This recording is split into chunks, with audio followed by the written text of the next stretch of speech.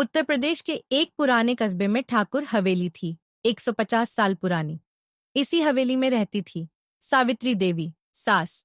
उम्र 60 के पार, पर चाल डाल में आज भी हुक्म चलता था। अजय, बेटा, शहर में पढ़ा लिखा पर माँ से बंधा हुआ। नीलिमा, बहू, शांत, पढ़ी लिखी पर अंदर से टूटी हुई। और पास के थाने का इंस्पेक्टर विनोद मिश्रा, जो हवेली वालों का पुराना जानकार था। ठाकुर हवेली के साथ एक पुरानी वसीयत जुड़ी थी।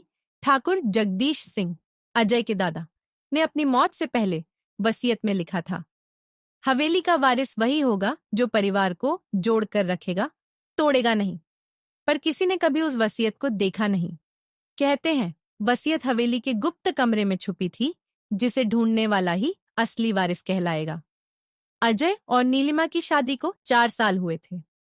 बाहर से सब ठीक लगता, पर हवेली के भीतर झगड़े होने लगे थे।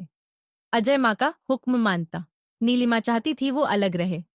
सावित्री हमेशा कहती, ये पढ़ी लिखी औरतें घर तोड़ देती हैं। इधर गांव में अफवाह थी कि अजय का किसी और से भी रिश्ता था। रसोई में काम करने वाली शांति अक्सर देर रात अजय के कमरे में दिख जाती।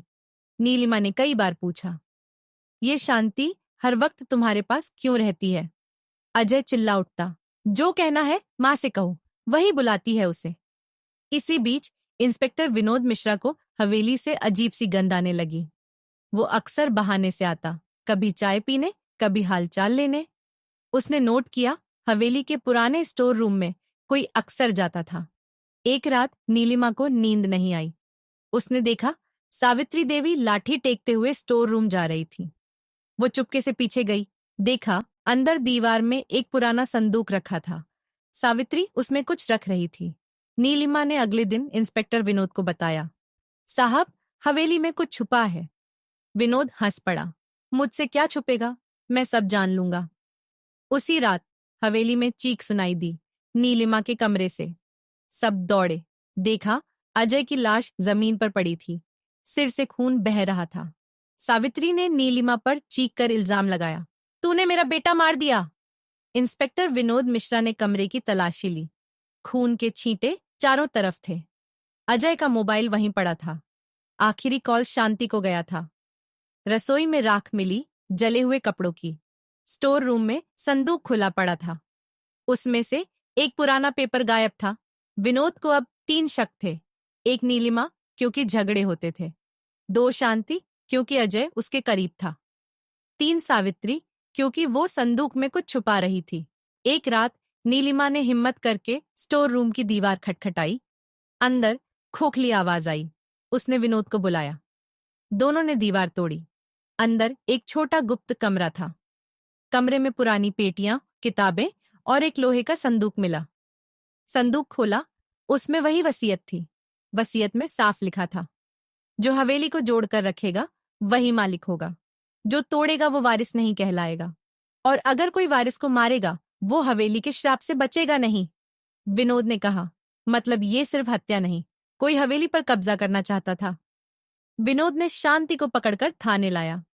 कड़ी पूछताछ में शांति बोली, मालिक अजय मुझसे शादी करना चाहते थे।